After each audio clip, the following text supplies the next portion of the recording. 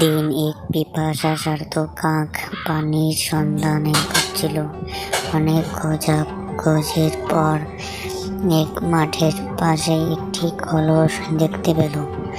কাকটি উড়ে গিয়ে সেখানে দেখল যে কলসে সামান্য জল আছে, কিন্তু তা তার ঠোঁট পর্যন্ত পৌঁছাচ্ছে না। কাকটি বুদ্ধি খাটালো।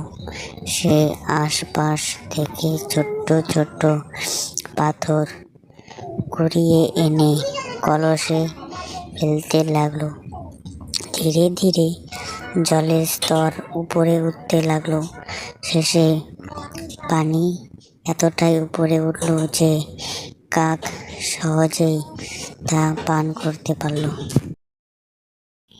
এভাবেই কাক তার নিজের বুদ্ধি দিয়ে তৃষ্ণা মেটালো। গল্পের শিক্ষা হলো, বুদ্ধি ও ধৈর্য থাকলে যে কোনো সমস্যার সমাধান সম্ভব।